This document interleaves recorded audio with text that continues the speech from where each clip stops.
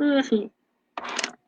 Eh, Ahora sí, muy buenas tardes.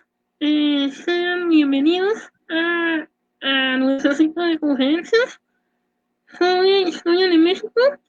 Como ustedes ya lo vieron en el tablero, y vamos a hablar de un tema polémico y hasta cierto punto traumante en la historia de México. Es la guerra México contra Estados Unidos. Ese tema va a estar dividido en dos etapas. Una va a ser la conferencia del día de hoy, que la va a dar el doctor Miguel Soto, y la otra va a ser la del viernes, en el sobre el tratado Guadalupe Hidalgo, que va a dar la doctora Ita Pani. Entonces, para que ahí pongan atención a más conferencias, si no, no le van a entender ni a una ni a otra. Entonces, como veo que ya hay mucha gente conectada, quiero darle la bienvenida a nuestro ponente, al doctor Miguel Soto. Él es investigador, docente investigador de la Facultad de Filosofía y Letras de la UNAM. Él, además de ser docente, tiene varias publicaciones en torno a estos temas. Ha publicado muchas, por ejemplo, de Mariano Paredes, de la conspiración monárquica en México, y en fin, muchos temas, muchos temas, muchas publicaciones que ha tenido el doctor. Entonces, pues, sin más, aunque ya vi que ya se nos juntó varias gente, le cedo la palabra, doctor, y pues, adelante. Muchas gracias. Muy buenas tardes a todos. Agradezco mucho la oportunidad. La verdad es que estamos viviendo días peculiares y distintos a lo que estamos acostumbrados. Comentaba a mi compañero que acabo de dar mi clase de historiografía de México, que es materia de primer año en la facultad, y estamos al final del semestre. Pero cuando se presenta la oportunidad, sí, a mí me interesa dialogar e intercambiar puntos de vista sobre los temas a los que les he dedicado tiempo. En realidad, en los últimos años no he trabajado mucho la cuestión de la guerra, pero sí el México independiente desde diferentes perspectivas, y trato de estar al corriente de lo que se está haciendo en relación con este tema. Bueno, en un momento voy a compartir algunas imágenes, pero para empezar quisiera decir que considero que la guerra entre México y Estados Unidos es un hecho, un acontecimiento que fue decisivo en ambos países. Eh, Sirvió en buena medida como catalizador de los procesos de conformación de las dos naciones, tanto el Estado Nacional en ambos casos que estaba en proceso de conformación, como de la composición social misma de las naciones. Ya estaban ambos en esa dinámica, ya había elementos que orientaban en ese sentido, pero la guerra vino a acelerarlos, a fungir literalmente como catalizador, a que las cosas se aceleraran de manera notable, y entonces pues ahí estuvieron las consecuencias para ambas sociedades. Bueno, pues haber dicho eso, desde luego la guerra va a ser el resultado de un proceso muy disímil de conformación en el siglo XIX, sobre todo desde un punto de vista demográfico. Los Estados Unidos se van a convertir en la primera mitad del siglo XIX en los principales receptores, pero incluso en la buena parte también de la segunda mitad del siglo, de los conflictos europeos. Las guerras de la Revolución Francesa y las guerras napoleónicas van a mandar literalmente millones de gente a la Unión Americana, a otras partes del mundo también, pero los Estados Unidos se convierten en una esponja que está recibiendo inmigrantes a gran escala, lo que le va a permitir en esa primera mitad del 19 literalmente duplicar su tamaño demográfico cada 20 años. Representaron una revolución demográfica entonces, y la verdad es que a un país como México pues le tocó tener como vecino a esa nación muy complicada, muy difícil para quien fuera, y entonces mucho de lo que sucedió tiene una explicación en esa dimensión. Bueno, con esa introducción, sí, ahora sí quisiera compartir mis imágenes. A ver, déjenme ver. Eh,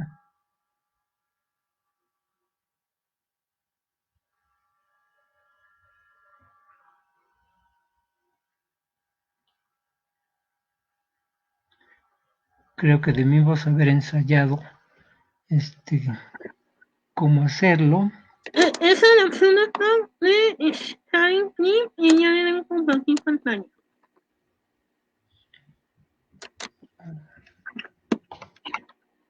Ahí estoy compartiendo. No, no me parece todavía su exposición. Esto es, a ver, entonces déjeme ver. A ver.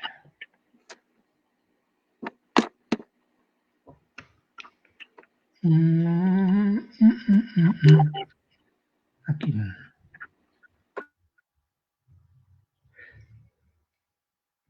Es que es distinto a lo que yo estoy acostumbrado, tanto a Zoom como a Skype. Y esto es lo que no entiendo aquí. No se preocupen, pero siempre nos pasa eso. Ya tienen experiencia en esto, bueno, no es posible. A ver, lo que dice aquí, ahora sí ya. A ver. Ahí sí estoy compartiendo ya, creo que sí, ¿verdad? Ya está. Perfectamente. Bueno, para entender el desarrollo de expansión territorial y demográfico de la Unión Americana, conviene tener dos antecedentes muy importantes. Este es uno de ellos. Yo suelo decir que lo que acabo de mencionar hace un momento, que los Estados Unidos fueron el beneficiario principal de los conflictos europeos, empezando con los de la Revolución Francesa, pero incluso antes, la Guerra de los 7 Años significó ya una experiencia militar muy importante. Ahí es a donde se forma Washington, precisamente en la Guerra de los 7 Años. Pero ya en el proceso nacional, la compra de la Luisiana en 1803 a Napoleón, que por decisiones de Estado, de conseguir recursos a como diera lugar para seguir enfrentando a los británicos sobre todo, pero a las demás naciones de Europa, en 1803, tomó la decisión de renunciar a sus aspiraciones imperiales en Santo Domingo, en América, y deshacerse por lo pronto del territorio de la Luisiana, que había compartido a la limón con España en los conflictos anteriores y que por el Tratado Secreto de San Ildefonso de 1800 había pasado nuevamente a Francia, supuestamente con la condición de que no pasara a otro tercero. Bueno, pues es Napoleón y evidentemente está haciendo lo que quiere y puede en Europa en ese momento y se la va a vender a los Estados Unidos. Desde un punto de vista territorial, significó prácticamente más que duplicar el tamaño de las 13 colonias originales a cambio de 15 millones de dólares, que por cierto fueron pagadas por alguna casa británica. La casa de Baring Brothers fue quien prestó la mayor parte del dinero al gobierno estadounidense. Nadie sabe para quién trabaja, para que Napoleón con esos recursos pudiera ir a combatir a los soldados británicos. Es una de las grandes ironías y paradojas de la historia. Nadie en Gran Bretaña se quejó de los antipatriotas Baring Brothers, era una casa importantísima, pero así fueron las cosas. Algo especialmente importante, además de el enorme tamaño de esta adquisición territorial, es que no tenía los límites muy precisos, como otros tratados internacionales que simplemente dicen las tierras adyacentes o colindantes con la provincia de Luisiana. Muchos norteamericanos, o algunos políticos sobre todo, los halcones de la guerra a partir de 1812 que van a enfrentar a Gran Bretaña, consideraron que ya la Luisiana había incluido una buena parte de Texas. La siguiente imagen precisamente trata de eso no quería hacerlo porque voy a tener que regresar. A ver, déjenme ver. No, aquí estoy, perdón. Ahora sí. Este siguiente mapa es el Tratado Adamson-Is de 1819 entre Estados Unidos y el gobierno español. Aquí está Adamson-Is Treaty. que fijó el límite específicamente de Texas con la Luisiana. Según esto, los Estados Unidos renunciaban para siempre jamás, así es el tratado, a cualquier aspiración a extender su territorio, a expandir su territorio más allá del río Sabinas, río Colorado, que separaba Texas y Luisiana. En realidad esa aspiración no duró mucho tiempo, muy rápido, sobre todo porque muchos, como digo, pensaban que Texas ya había formado parte de la Luisiana y que el Tratado Adams-Onis había significado renunciar a esa parte de la Unión Americana que ya era Texas. Además de la delimitación específica entre Texas y Luisiana, la otra cuestión muy importante del tratado fue el primer tratado de una nación europea que reconoció la transcontinentalidad de los Estados Unidos, la salida al Pacífico. Esto implicó el Tratado Adams-Onis de 1819. Claramente es un resultado, el tratado, de la guerra que sostuvieron los estadounidenses contra la Gran Bretaña entre 1812 y 1815. Fue la Segunda Guerra de Independencia contra la Gran Bretaña. En ese momento los norteamericanos, por más que no les gusta reconocerlo o no les gustaba reconocerlo en su momento, fueron aliados de Napoleón en contra de la Gran Bretaña. Y fue una guerra que resultó pues como un empate. En realidad, ni los Estados Unidos pudieron conquistar Canadá, que es lo que querían, ni la Gran Bretaña pudo completamente derrotar a los norteamericanos, a pesar de que entró a Washington y saqueó Washington, la única vez que una nación distinta a la Unión Americana penetró tan fuerte a su capital. El Capitolio, entonces, el edificio original, fue incendiado por las tropas británicas, prácticamente cuando estaba por terminar la guerra. Eso es muy paradójico, pero así fue.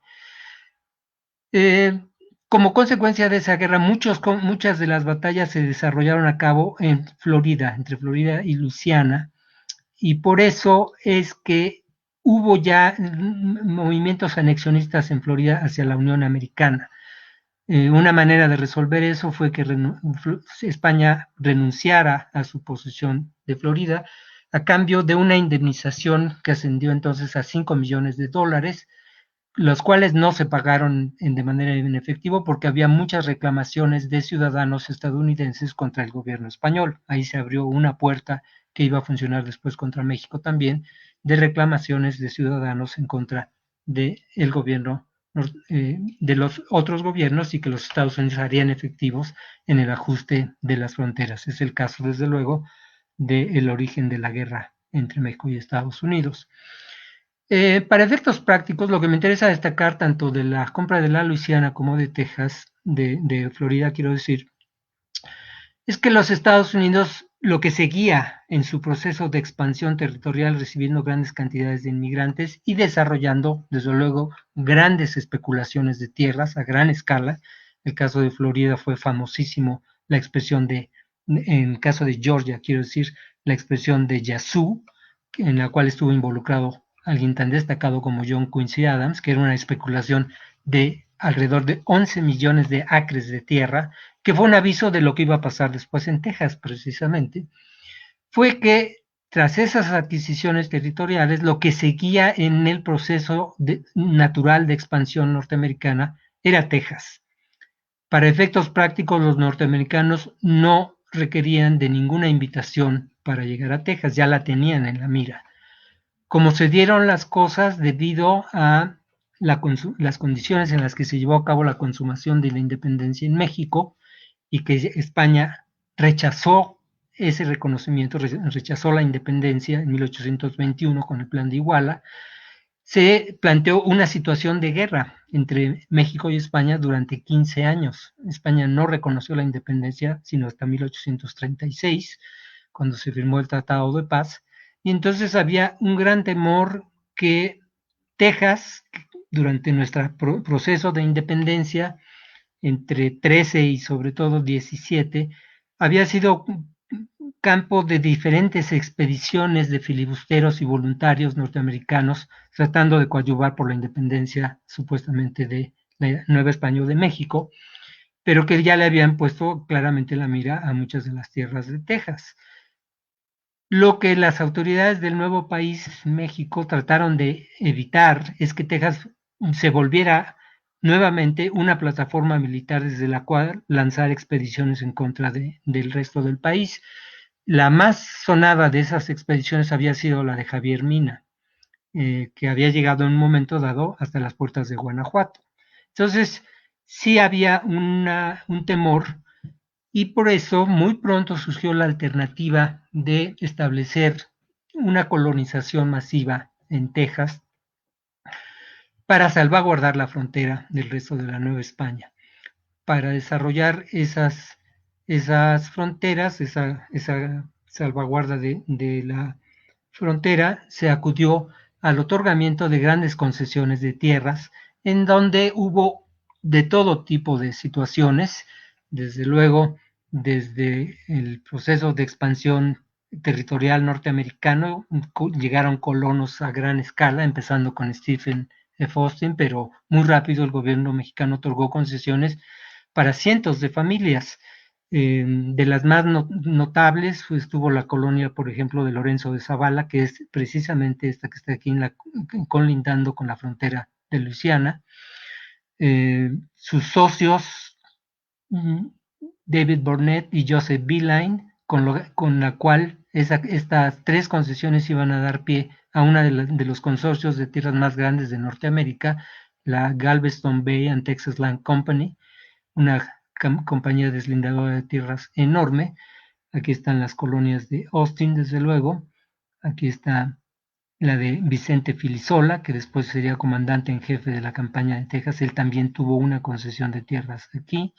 Así es que hubo una mezcla de empresarios neoyorquinos, especialmente de Alabama, de Nueva Orleans, colonos de diferentes partes de la Unión Americana, algunos de ellos, como el caso de Austin, que ya habían sido colonos españoles, que habían estado en la parte de Luisiana, de Missouri, cuando Luisiana pertenecía a España, y que precisamente cuando viene la transición y se abre la situación de la independencia de México, el padre de Stephen F. Austin, Moses Austin, había acudido a San Antonio a pedir que se le otorgara una concesión para 300 familias.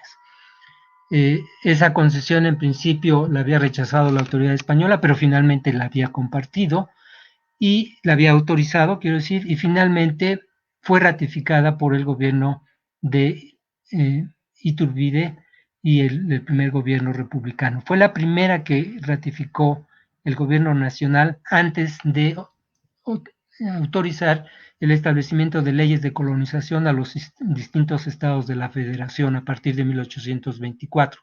La mayoría de estas concesiones que están incluidas en este mapa fueron otorgadas a partir de 25, que el estado de Coahuila y Texas otorgó las concesiones de tierras, hasta tan tarde como 1833-34, en donde se volvieron a otorgar algunas concesiones de tierras o a vender territorios de Texas.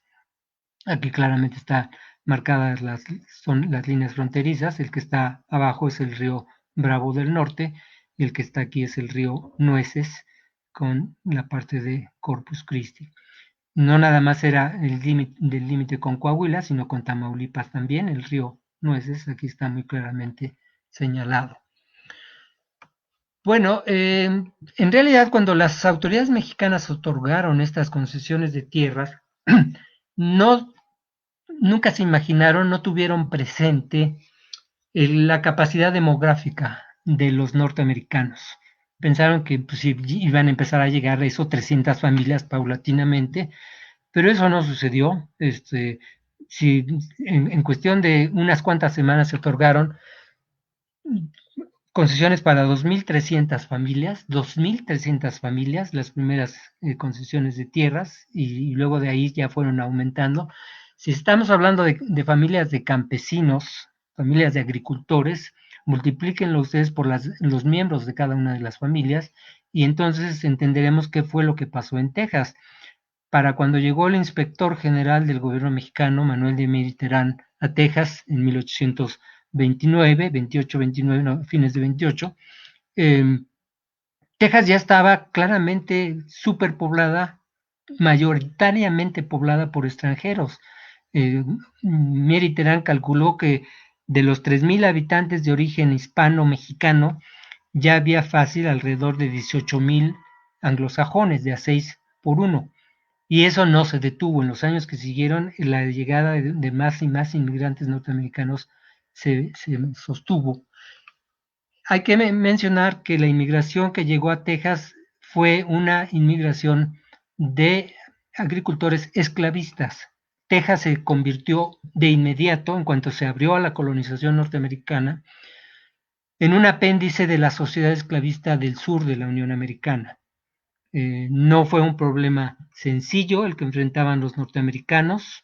Aquí está un mapa del compromiso de Missouri en 1820, cuando se incorpora Missouri como estado a la Unión, o el territorio de Missouri es reconocido como tal. Aquí está el estado de Missouri, aquí está el territorio, acá está el territorio de Arkansas, y se establece como límite. El compromiso consistió en establecer el límite del paralelo 36 grados 30 minutos como la zona, aquí está la línea del compromiso de Missouri, en donde debían de distinguirse los estados del norte, que eran de trabajadores libres, a pesar de que incluían a varios que ya estaban dentro de la franja esclavista, pero a partir de ahí no podrían incorporarse nuevos territorios al norte de ese paralelo con trabajadores esclavos, tendría que ser solamente hacia el sur. Desde luego Texas quedó claramente establecido en esa delimitación, pero eso costó un enorme compromiso, una gran negociación en el seno de la política norteamericana. Se admitió a Missouri como estado esclavista y a Maine como estado libre en 1820, y la idea fue siempre tener un proceso de expansión conjunta, que hubiera un estado libre y un estado eh, esclavista, para mantener un equilibrio, sobre todo en el Senado norteamericano. Pero pues en realidad quedó abierta ahí una llave muy importante que iba a desempeñar Texas, el territorio de Texas, que es enorme. Esto finalmente se iba a incorporar como un estado esclavista, por lo que acabo de mencionar, que cuando se abrió la colonización norteamericana se delimitó rapidísimo como un estado esclavista. Las autoridades mexicanas supieron de esto, y de hecho sabemos que en las discusiones de el constituyente de 1824 se habló de la posibilidad de abolir la esclavitud, pero eso no sucedió. Finalmente la Constitución de 24 no menciona la esclavitud. El gobierno de Iturbide tampoco había abolido la esclavitud. Había quedado la declaración de Hidalgo, ¿verdad?, de la Guerra de Independencia, pero los gobiernos independientes de México no abolieron la esclavitud en el nuevo país sino hasta 1829, con la famosa declaración de Guerrero, de Vicente Guerrero, el 15 de septiembre de 29, después de haber derrotado al intento de reconquista español. Pero muy rápido se hizo la exención de Texas y en menor medida de Yucatán también, porque en Yucatán también había esclavos, no en la magnitud y en la dimensión que en Texas, porque se reconoció que eso iba a ser un problema ya abiertamente contra la autoridad mexicana. Bueno, pues las concesiones, insisto, que se otorgaron tuvieron suerte distinta. Algunos funcionaron de manera regular, otras no tanto, pero lo que sí es que llegó una cantidad impresionante de inmigración norteamericana que muy rápido, frente a la cual el gobierno mexicano perdió el control. A eso me refería yo, que cuando se otorgaron las concesiones pensaron que iba a ser algo paulatino y que la presencia de autoridades y tropas nacionales iban a tener una autoridad ahí muy importante. Ese no fue el caso. Estaban demasiado lejos para el resto del país, en donde se estaban decidiendo las disputas políticas de la nueva nación, y muy rápido entonces finalmente, cuando viene pues no nada más el proceso de organización política que significó el cambio de gobierno, el sistema de gobierno en 35, sino en los años anteriores ya había habido pues medidas como la ley del 6 de abril de 1830 por parte del gobierno de Anastasio Bustamante y Lucas Alamán, por prohibir la inmigración norteamericana. y desde luego tener un control mucho más efectivo en las colonias, lo cual sonaba muy bien, pero pues eso nunca se cumplió, no había ni los recursos ni las condiciones para que eso sucediera, y entonces México, digo, muy rápido perdió el control efectivo de la situación en Texas ante la creciente inmigración norteamericana. En 35, 34, 35 hay toda una tendencia de tener un control mucho más efectivo sobre los procesos de distribución de tierras, y eso combinado con la amenaza latente sobre el problema de la esclavitud.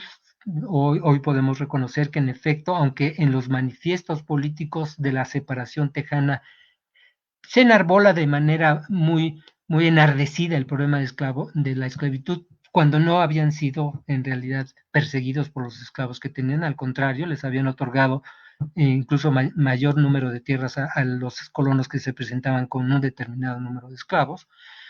Sí era algo que estaba en el trasfondo de la disputa esto de la independencia de Texas, por más que hubiera empresarios neoyorquinos que también intervinieron. Entonces, en la separación tejana hay una conjunción de intereses, tanto esclavistas como del norte de la Unión Americana, por separarlo de México.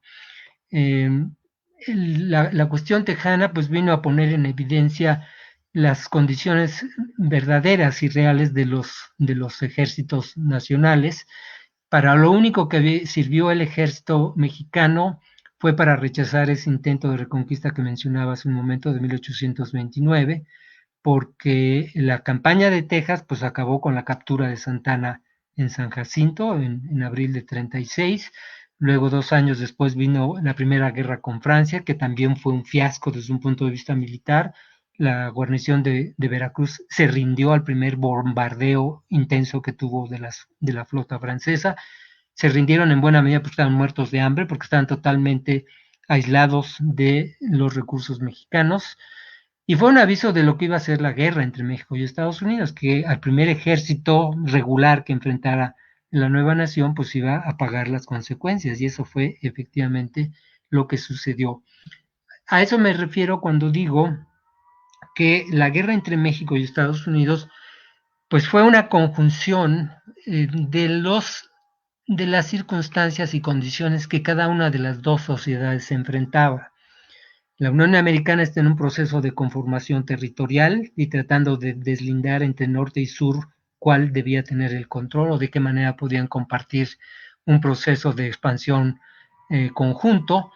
Y por la parte mexicana, pues por un lado los golpes de Estado y los cambios de gobierno promovidos sobre todo por el ejército, que había sido especialmente impulsado por el rechazo español a la independencia de México. La mayor parte de los presupuestos entre 1800, pues a partir de 21, 23 hasta 36 y en los años que siguen, son sobre todo para el ejército, para mantener el ejército que salvaguardara la soberanía nacional. Como digo, muy rápido demostraron que no estaban muy a la altura de las circunstancias, pero aún así tenían una presencia política muy importante. Pero no era solamente el ejército, en realidad la situación de la sociedad nacional, al igual que Hispanoamérica, y yo diría incluso al igual que la antigua madre patria, la exmetrópoli, estaba en un proceso de transformación muy acelerado, de dejar de ser la sociedad colonial que había estado vigente durante los 3 siglos anteriores, o que se había ido conformando de esa manera.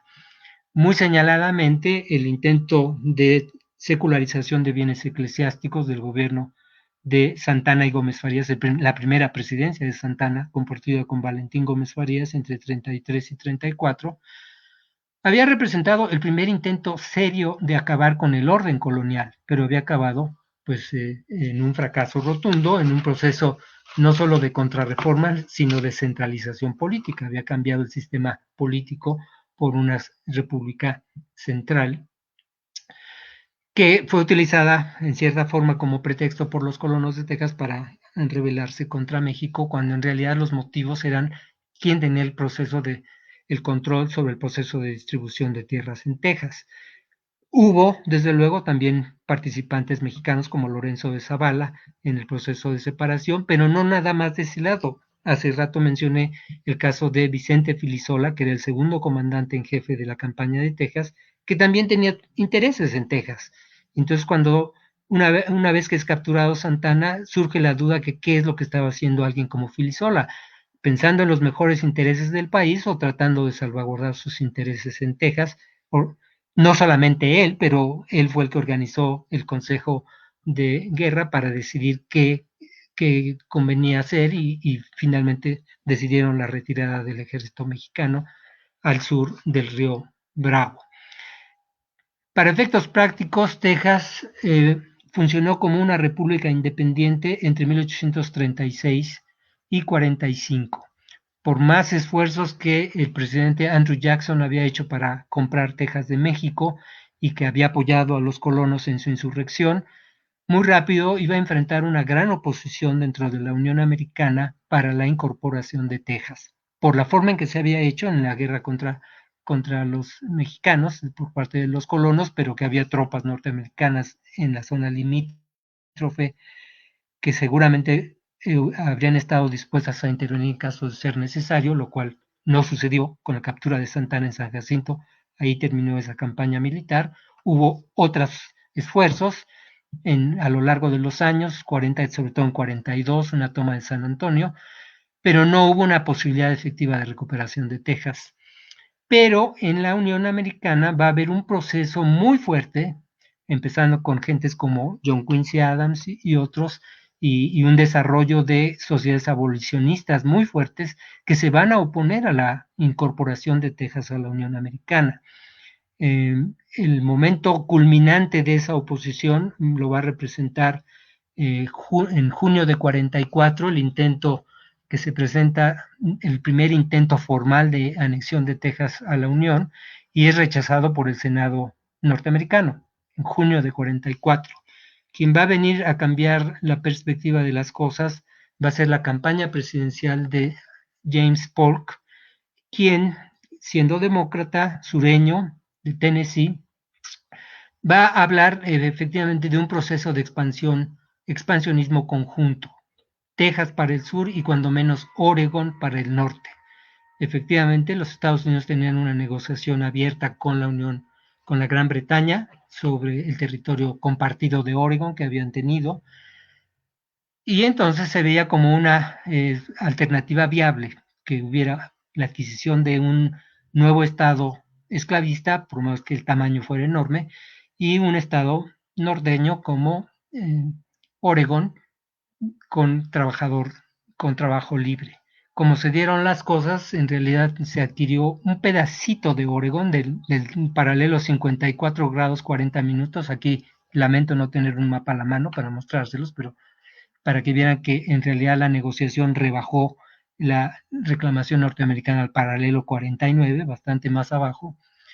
Y en cambio Texas se adquirió todo Texas, o sea, incluso la zona limítrofe, la reclamación contra el gobierno mexicano entre el río Bravo y el río Bravo o Grande del Norte, como se conocía, o el río Nueces, que había sido la frontera natural entre las provincias de la Nueva España, como Tamaulipas y Coahuila, como vimos, después ya estados mexicanos, y la provincia de Texas. Pues eso va a crear un problema muy fuerte dentro de la propia Unión Americana. Muchos demócratas que habían apoyado a Polk se van a sentir traicionados, sobre todo después de la adquisición del pedacito de Oregon frente a todo Texas, que se abre la posibilidad. En cuestión de semanas se va a aprobar una tarifa arancelaria claramente favorable al sur, además de la esclavitud. La gran diferencia de desarrollo socioeconómico entre el norte y el sur era el proceso de un desarrollo de una industria interna. Los norteños, por sus propias condiciones, siempre habían favorecido tarifas arancelarias altas que protegieran a su industria, y los sureños, que dependían de los productos manufacturados externos, siempre habían preferido tarifas bajas que correspondieran a sus intereses de productos tropicales para los mercados internacionales. El tabaco, el arroz y sobre todo ya en el siglo XIX, desde luego, el algodón. la forma en que la campaña presidencial de Polk, que finalmente iba a ganar la presidencia, cambió las cosas, le dio un giro al requisito, la situación, al impasse al que había llegado el Senado norteamericano de no reunir 2/3 del Senado para aprobar la incorporación de Texas, fue presentar por parte del presidente John Tyler una posibilidad de una invitación, una resolución conjunta de la Cámara de Representantes y del Senado para que Texas se incorporara a la Unión. Así es como le dieron la vuelta al requisito de los 2/3 del Senado, y así es como se echó a andar el procedimiento a partir de junio de 45, que va a culminar julio de 45 con un plebiscito que decidió mayoritariamente su incorporación a la Unión Americana. Para entonces, el gobierno de México, los representantes del gobierno mexicano habían establecido que la anexión de Texas a la Unión Americana sería motivo de guerra entre México y Estados Unidos. Es decir, México vería eso como un insulto directo y como un despojo de su territorio.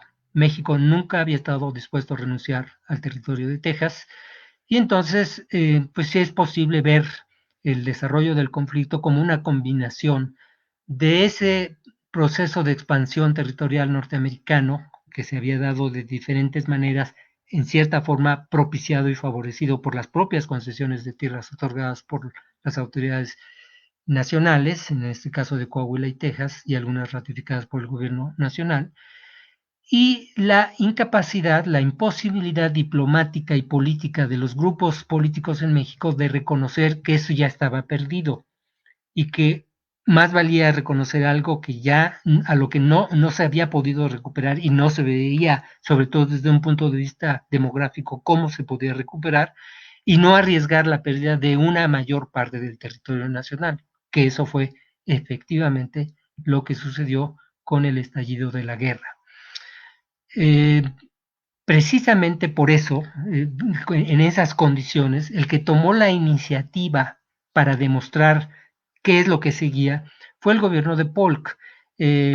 Cuando se abre el proceso de incorporación entre marzo y julio de 45, el representante de México en la Unión Americana, Juan Nepomuceno Almonte, recogió sus credenciales y salió del país, salió de la Unión Americana para regresar a México. Entonces hay una interrupción de las relaciones. Así que así estaba la situación, y en septiembre de 45 Polk toma la iniciativa preguntando al gobierno de entonces, José Joaquín de Herrera, liberal federalista moderado, si estaría dispuesto a resolver las cuestiones pendientes entre los dos países. Resolver las cuestiones pendientes entre los dos países. Herrera reconoció que barcos norteamericanos que habían aparecido en las costas del Golfo se habían retirado, que habían cumplido otra serie de condiciones, y finalmente acabó aceptando que sí estaría dispuesto a reconocer, a establecer una negociación, tratando de convencer entonces a Herrera lo que acabo de decir hace un momento, que ya Texas estaba perdido y que más valía llegar a una negociación diplomática de una crisis que podía convertirse en un conflicto abierto y arriesgar una pérdida mayor de territorio. Con esa declaración, Herrera fue acusado de traidor y fue derrocado, entre otras cosas, por un proyecto que encabezó Mariano Paredes de Arrillaga con Lucas Alamán y el ministro español Salvador Bermúdez de Castro, que ante la amenaza territorial de los Estados Unidos, que podía no nada más quedarse en Texas, sino lanzarse a otros territorios del norte de México, podía también extenderse, como en algún momento pareció que se extendía, hacia el Caribe y llevarse a Cuba. Entonces el gobierno español se involucró en la situación política de México, tratando de recuperar, estableciendo una monarquía en el país, y en realidad para gentes como Alamán lo que significaba la posibilidad monárquica española era traer a las monarquías europeas, Francia e Inglaterra, para enfrentar a los Estados Unidos y de esa manera salvaguardar el territorio nacional. Como se dieron las cosas, empezaron las derrotas del ejército, los ejércitos mexicanos, y el proyecto monárquico se vino abajo.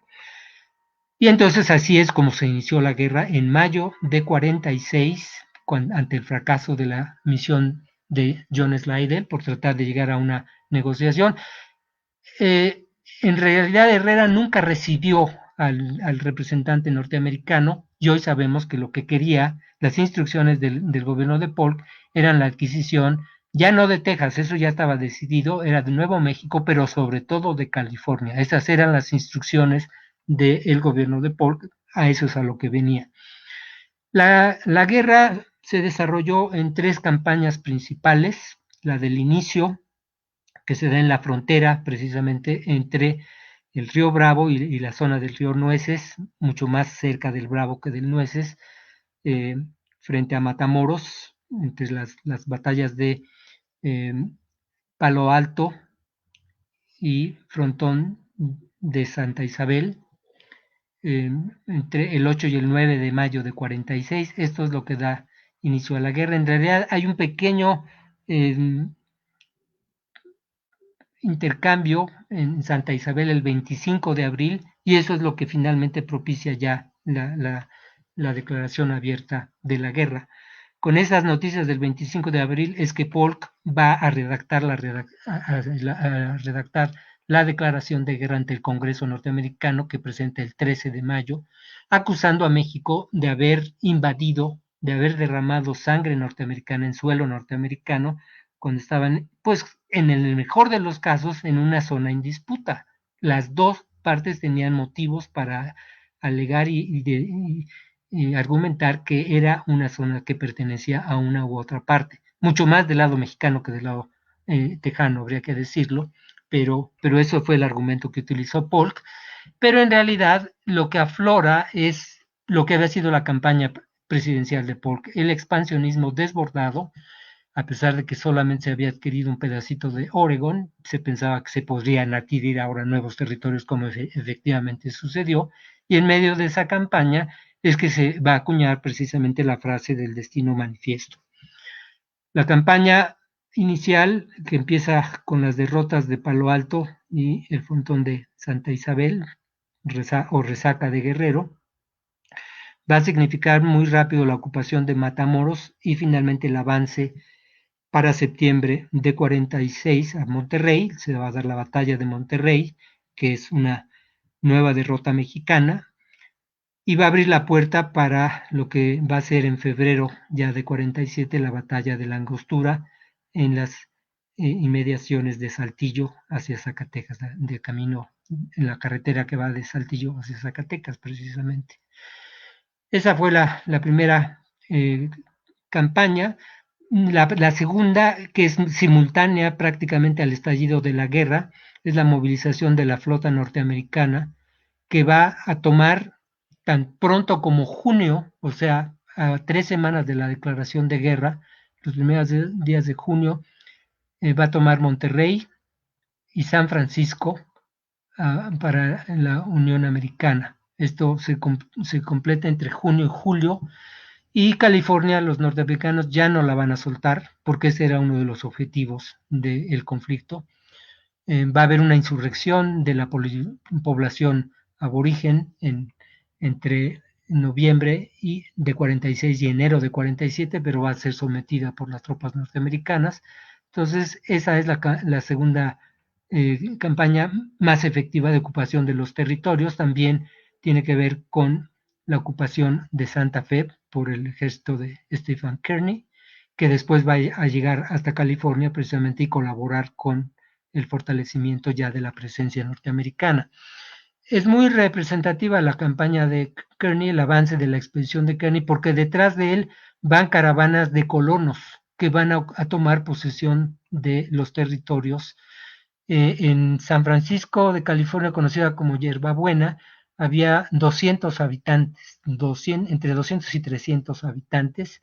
En toda la provincia de Alta California no había más de 2 o 3 mil habitantes de origen hispano, y entonces lo que va a llegar es una verdadera carretada demográfica, sobre todo a partir de los últimos meses de 47, cuando se hacen los primeros hallazgos del oro de California, que va a explotar en los años de 49, el año de 49, la expresión incluso del equipo actual de fútbol que se llaman los 49 de San Francisco, se refiere a los gambusinos de 49, los que andaban en busca del oro, que significó una inmigración de 100,000 habitantes a la zona de California de una manera totalmente inusitada, de una población de entre 2 y 3,000 habitantes a 100,000 extranjeros que llegaron y barrieron con todos los títulos de propiedad y los habitantes de la zona. Digo, muchos se van a hacer socios y van a ser compadres y demás de los nuevos habitantes, pero la mayoría de la población nativa evidentemente perdió sus tierras, sus posesiones y desde luego cualquier alternativa o posibilidad de compartir los hallazgos del oro que van a ser sobre todo para los recién llegados.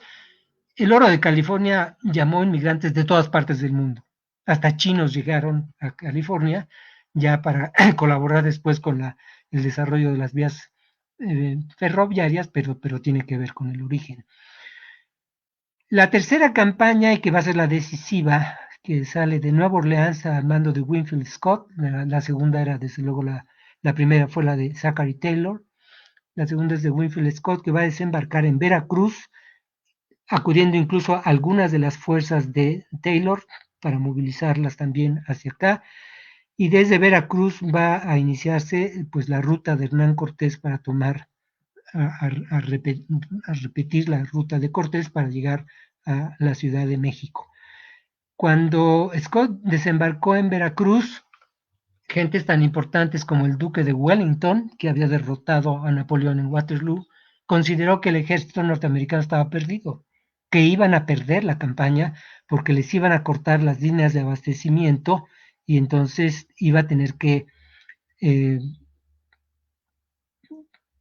solicitar la paz o acudir a grandes refuerzos de la Unión Americana, pero en realidad cuando se planteó esa alternativa no se estaba tomando en cuenta el grado de división política que había en el país y que explotó en el momento de la guerra. Estos son barcos norteamericanos de la toma de California, precisamente. Como ven, pues había unas cuantas casitas, ¿verdad? Esto es Monterrey, la bahía de Monterrey, esta no es San Francisco. En San Francisco no había un poblado importante, era hierbabuena. Los poblados eran Los Ángeles y Monterrey, esos eran los dos poblados más importantes de California, y este era el del norte, Monterrey, y esta es la ocupación norteamericana. Estas son algunas escenas, pero antes de hablar de las escenas que tengo de la guerra, quisiera redondear un poco la cuestión de las campañas militares. Lo que afloró desde el punto de vista mexicano fueron las profundas divisiones que hubo de la sociedad. El hecho mismo que Santana, que había sido derrocado en 44 por Paredes de Arrillaga, regresara como el salvador de la patria, ya habla mucho de las condiciones de división y antagonismo que enfrentaba la propia sociedad y que significó pues un desastre y una desgracia para la guerra. Menciono nada más el ejemplo de la batalla de la Angostura para que vean lo que eso significó la presencia de Santana en la guerra. A Santana le permitieron el regreso las tropas norteamericanas que bloqueaban Veracruz. Hay correspondencia que muestra que Santana mostró disposición ante el gobierno norteamericano de llegar a un acuerdo de cesión territorial para resolver el conflicto. Surge la duda muy fuerte de qué fue lo que hizo Santana cuando vino a México. Realmente ver por los mejores intereses nacionales o tratar de fortalecer su situación política con un respaldo del ejército norteamericano, estableciendo un gobierno fortalecido por parte suya, cosa que no sucedió. Esa seguramente fue la principal intención de Santana, pero gentes militares como Gabriel Valencia, Pedro María Naya, el propio Nicolás Bravo, que habían participado en su derrocamiento anterior, no estuvieron dispuestos a secundar a Santana dándole carta blanca para negociar con los norteamericanos. La batalla de la Angostura, que fue de las que sostuvo Santana contra los estadounidenses, se llevó a cabo entre el 22 y 23 de febrero de 47. Él dice en sus memorias cómo tuvo que ordenar la retirada del ejército mexicano porque llegaron noticias de la capital del país de cómo había estallado una insurrección, la rebelión de los polcos, precisamente, que se oponían a la desamortización o a la ocupación de bienes eclesiásticos para financiar la guerra. Bueno, en realidad la rebelión de los polcos estalló 5 días después, el 27 de febrero. ¿Cómo es que Santa Anna puede aducir eso como una causa para retirar al ejército en plena batalla que pudo haber puesto en un compromiso muy fuerte a las tropas de Taylor? Bueno, él supo que eso iba a suceder. Un personero suyo, Ignacio Trigueros, eh, perdón, José Ignacio Basadre, quiero decir, es uno de los principales promotores de la insurrección de los polcos en la Ciudad de México. Y entonces, efectivamente, Santa Anna va a ser recibido por los grupos políticos de la capital como si hubiera triunfado en la Angostura. Lo dice José Fernando Ramírez, regresó mejor que Napoleón de Rusia. Santa Anna ha regresado mejor que Napoleón de Rusia por la crisis política que enfrentaba el país. De ese nivel son las cosas. Cuando el ejército norteamericano estaba desembarcando en Veracruz, aquí traigo algunas imágenes al respecto, si quieren, ahorita volvemos a Ulysses Grant, que es este que les estoy mostrando, y otros generales norteamericanos importantes. Creo que no tengo aquí las imágenes del desembarco de Veracruz que había pensado incluir, no las traigo, perdónenme ustedes. Bueno, pues cuando las tropas norteamericanas están desembarcando en Veracruz es cuando estalla la rebelión de los polcos aquí en la Ciudad de México. En realidad, más que estar enfrentando al enemigo extranjero, los grupos políticos se están enfrentando entre sí mismos. Los propios soldados norteamericanos lo dicen. La verdad es que no hay con quién pelear, ellos se están peleando entre ellos mismos. Ojalá se pusieran de acuerdo y ya firmáramos un tratado de paz y se acabaran las cosas. Esa fue la tónica de la guerra contra los Estados Unidos. Por eso, el ejército de Scott, con el que tomó la capital del país, ascendía a solamente 11,000 soldados. 11,000 soldados norteamericanos tomaron la capital del país. De ese nivel son las cosas.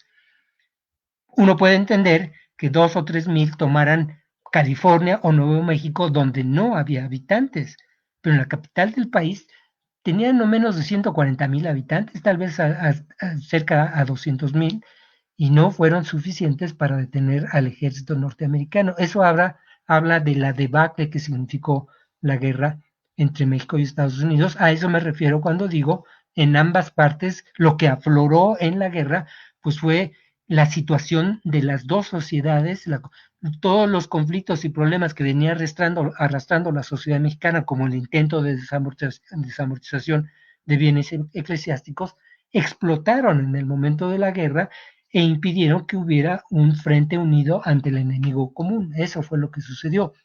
Desde el punto de vista norteamericano, un demócrata como David Wilmot le iba a condicionar a Polk la adjudicación de recursos para continuar la guerra, cobrándole lo que veían los demócratas norteños como una traición, la adquisición de todo Texas frente a un pedacito de Oregon y la aprobación de una tarifa arancelaria francamente favorable al sur.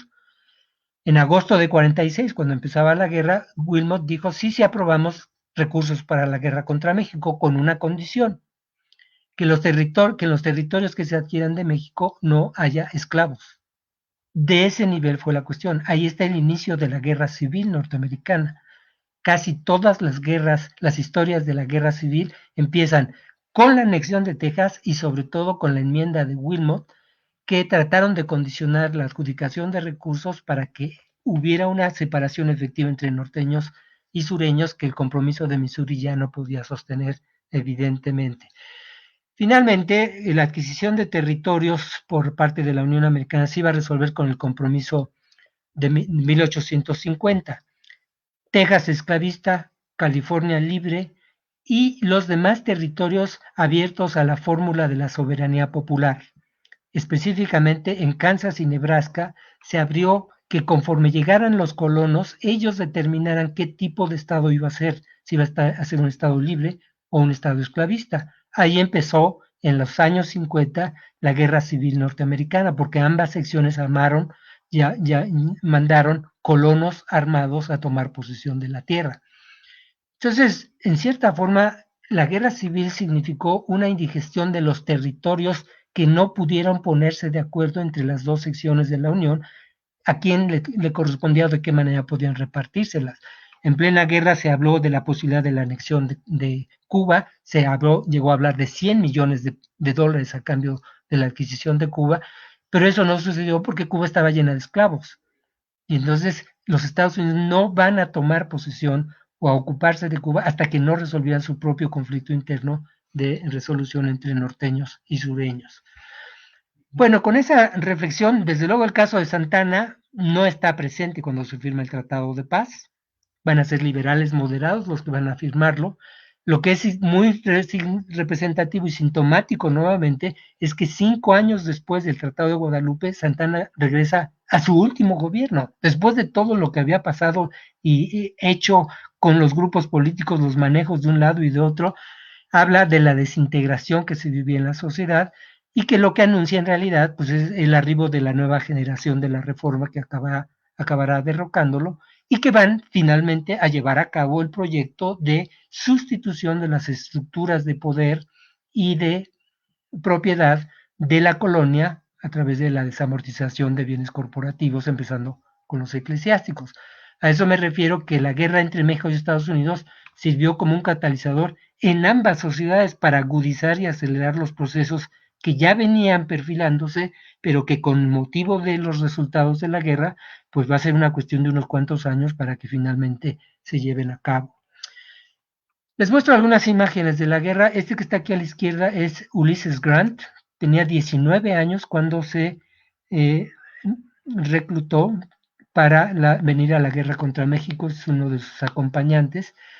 La verdad, no sé ustedes cómo anden de edades, quienes estén presenciando esto, pero aquí, más que nadie, Ulysses Grant, que aquí está ya al final de la guerra, se parece a David Jones de los Monkees en los años 60 más que otra cosa. Aquí ya no parece, pero en la imagen anterior sí es David Jones de los Monkees más que alguien más.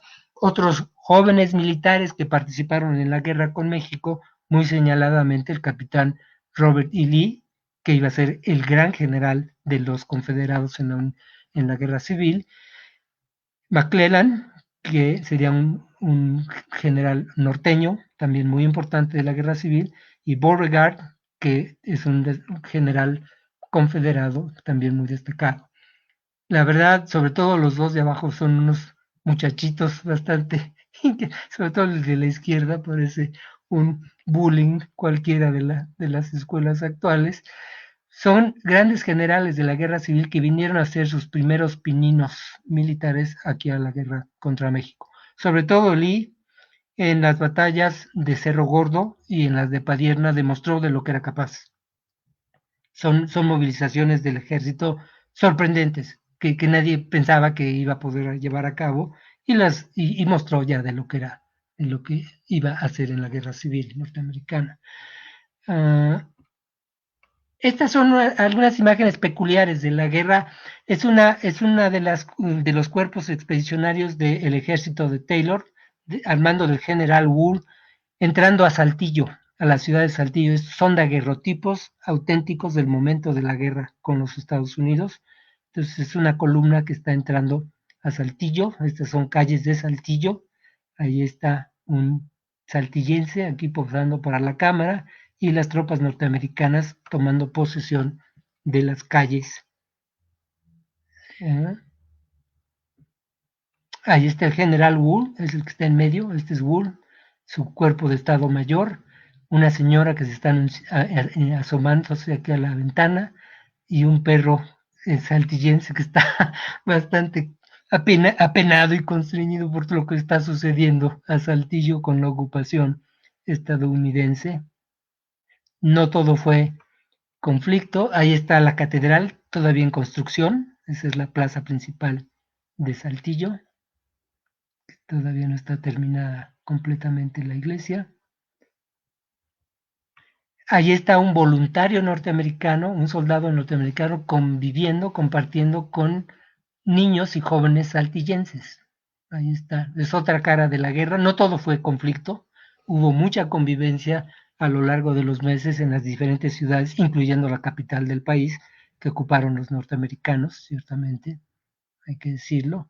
Y creo, esta es la rebelión de los polcos, está totalmente fuera de lugar, es una imagen que quería mostrarles antes. Creo que estas son las últimas, esta es la ocupación de la capital. El 14 de septiembre de 47, las tropas norteamericanas entraron a la capital del país e izaron la bandera de las barras y las estrellas que se ve ahí atrás en el Palacio Nacional.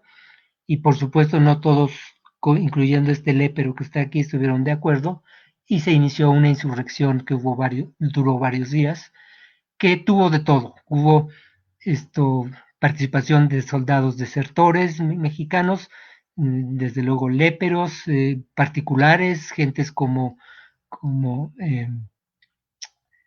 José Manuel Hidalgo, desde luego García Cubas y gente destacada participó en esa insurrección, hasta saqueos a el propio Palacio Nacional y casas de gente rica, que los propios léperos les mostraban a los voluntarios norteamericanos donde había recursos para entrar a saquear, y entonces ya ahí se compartió más ese estado de rebeldía. Bueno, pues esta es una visión general de la guerra. Estaría muy dispuesto a oír sus preguntas y comentarios, si es que puedo resolver algunas de estas dudas. Díganme ustedes, sí. No sé si debo dejar de compartir las imágenes o las dejamos para iniciar el diálogo. Como estamos, las podemos dejar ahí o... Bueno, o si alguien tiene alguna pregunta de ellas, ¿verdad? Podemos regresar a ellas. Muy bien. Adelante, por favor, sí. Muy bien, si alguien tiene alguna pregunta sobre el tema, digo sobre el tema, porque a veces preguntan cosas que no tienen que ver con el tema, por favor, háganlo con todo el respeto. Y bueno, ya nos apareció la primera pregunta.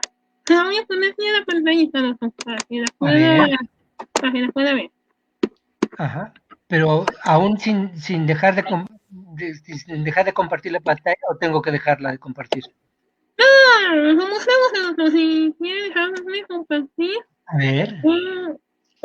O la quiere dejar así nomás, como usted. Bueno, sí, yo preferiría verla para poder ver. ¿Ya debería aparecer la pregunta? Claro. A ver, voy a quitar la presentación. Sí. Ahí está.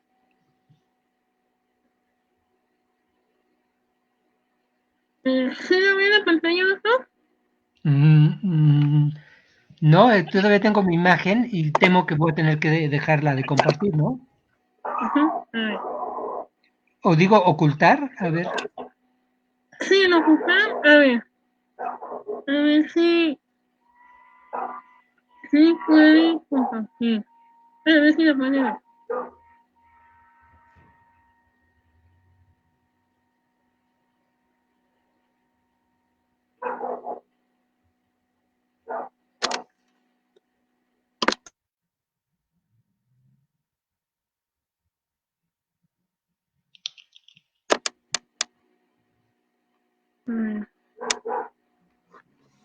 Bien, salgo en la presentación de PowerPoint y vuelvo a meter a la página para que pueda ver la primera. Ay, ya nos aparecen muchas preguntas. La primera pregunta. Sí. Ay, hay muchísimas preguntas. Muchas Muchísimas preguntas. gracias a toda la gente que nos está viendo. Ajá. A ver.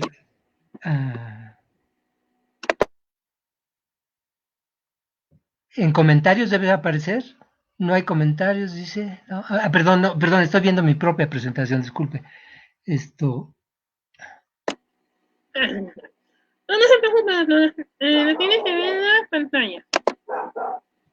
Bueno, siempre me he preguntado, el gobierno norteamericano impulsó o instruyó a los colonos que poblaron Texas como una avanzada colonial. En su origen no, en su origen es una cuestión de iniciativa individual de los empresarios, de los colonos.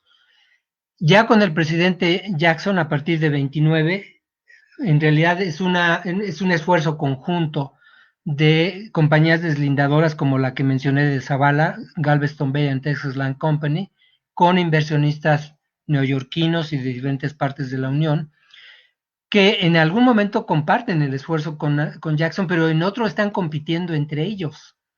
No hay un proyecto unívoco, yo diría eso. Incluso cuando finalmente se promulga la independencia de Texas, eso es muy revelador. En la Constitución, cuando se establece la Constitución de Texas, anula los contratos de compraventa de varios de las gentes que habían financiado y habían promovido la insurrección tejana. Tiene mucho que ver con una demostración de honestidad y de fuerza de las nuevas autoridades tejanas de que no todo era negocio y especulación de tierras en la nueva república. Como dije, Andrew Jackson, lo más lógico que hubiera podido hacer en 37, cuando ya se retira de la presidencia, era pues reconocer ya, promover la incorporación de Texas a la Unión.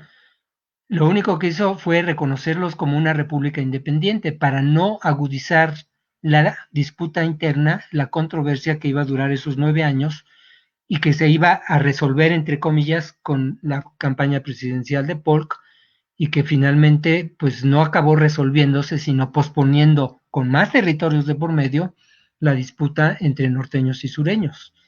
Entonces, sí hay funcionarios del gobierno norteamericano como Anthony Butler, por ejemplo, el propio Poinsett, que están involucrados en los afanes especulativos de Texas, pero no hay un proyecto unívoco de ocupación de Texas porque la sociedad norteamericana misma está muy dividida al respecto, como lo va a demostrar la propia guerra civil.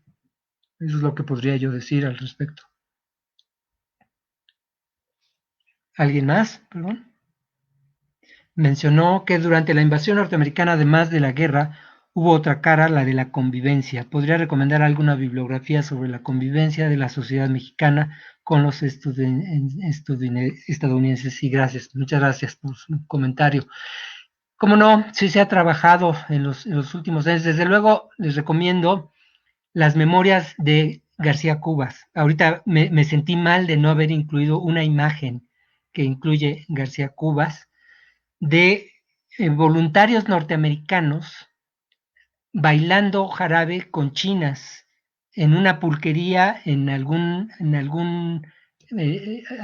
cantina, porque eso sucedió. Hay una rima que le incluye que se llama Las Margaritas. Las Margaritas le han hablado a los norteamericanos y a la pasadita Tandarín Darán. Ya no hablan español, solo hablan inglés, ni no sabe qué es. Entonces es un canto a las prostitutas de la Ciudad de México que evidentemente convivieron muy de cerca con los norteamericanos, pero hay imágenes que lo ilustran, eso es sensacional. Cristóbal Sánchez hizo un trabajo muy interesante sobre la ocupación norteamericana de la Ciudad de México y las diversiones públicas. Resulta que hubo teatro, hubo espectáculos de pantomima, una cuestión de ¿cómo le llamaban? La lámpara eléctrica, de proyecciones. Entonces, pues hubo de todo en la convivencia. Esta fue una tesis de licenciatura de la Facultad de Filosofía y Letras, lo que hizo Cristóbal, y que de verdad sí es muy, muy ilustrativo. Los norteamericanos estaban muy impresionados con las compañías de teatro que había en la ciudad. Las comparaban con las de Nueva York y parece que las de aquí eran mejores que las que ellos veían en Nueva York. Había una tradición más de las óperas aquí en la ciudad. Lo que les ofrezco hacer es, a través de el compañero Soto Luján, mandarles una bibliografía de diferentes temas de la guerra, porque sí es un tema que se sigue trabajando bastante. Desde luego, el libro más importante, me parece a mí, de donde yo saqué mi tesis doctoral sobre el proyecto monárquico del gobierno español en la guerra, es el libro de David Pletcher, que se llama La diplomacia de la anexión, Texas, Oregon y la guerra contra México. que publicó la traducción la Universidad Veracruzana.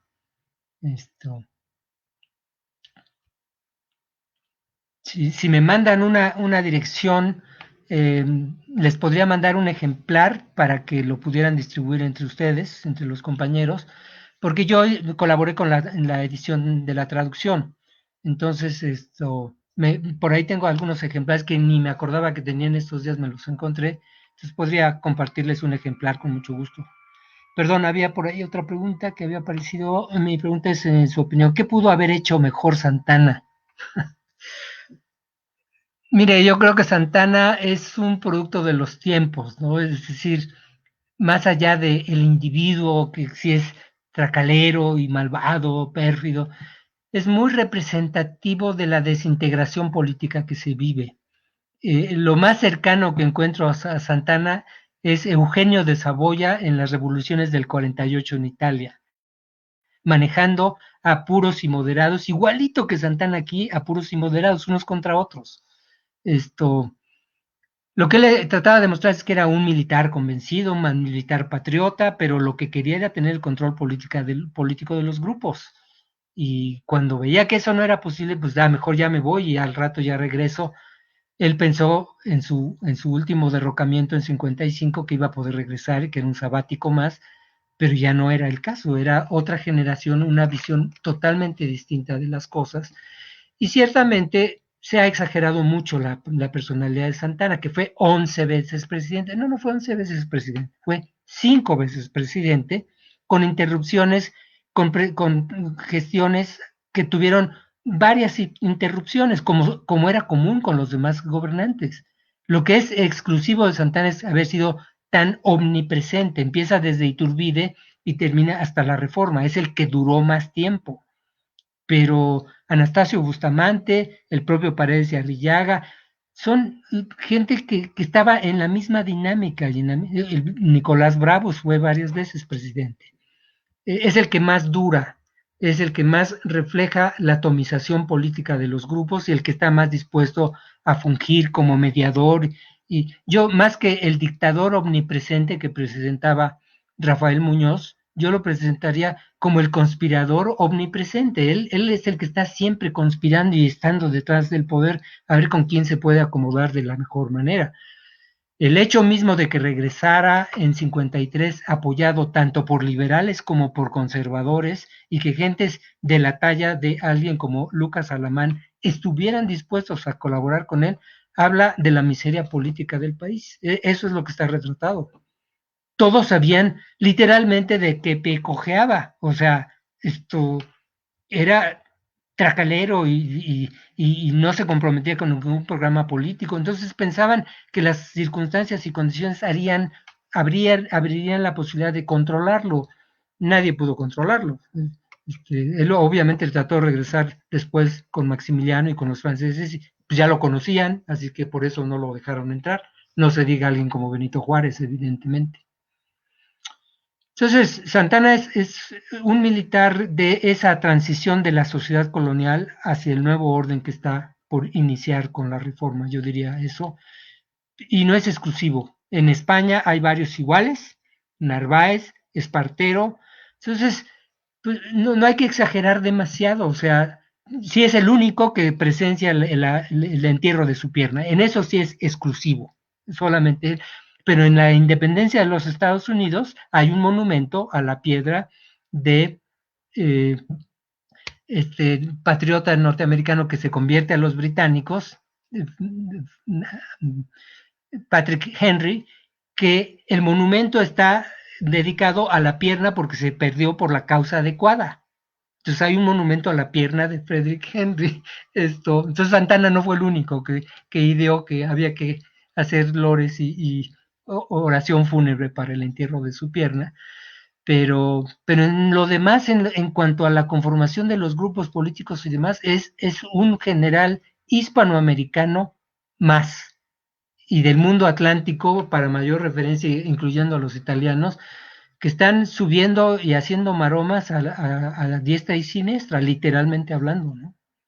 Es el proceso de transición del antiguo régimen a la creación de una nación una república moderna de grupos políticos, que es lo que se suponía estaban tratando de llevar a cabo los liberales con la reforma. Así es como vería yo a Santana. ¿Alguien más? ¿Algo más? Hubo defensas en Nuevo México y California importantes de mencionar en la historia nacional. Pues desafortunadamente no. O sea, hay un combate que culmina en Sacramento, en California, en Chihuahua, quiero decir, por parte de nuevo mexicanos, pero en realidad hay una desintegración de las tropas mexicanas que estaban ahí, empezando con el comandante eh, Armijo, Manuel Armijo, que más bien está dispuesto a aceptar el nuevo orden norteamericano. Se dan cuenta que están tan alejados y tan distantes de cualquier tipo de ayuda, recursos que puedan recibir del gobierno mexicano, que fácilmente se pliegan al nuevo orden. En California, insisto, hay un intento de insurrección en fines de 46 y enero de 47, que tampoco dura mucho tiempo.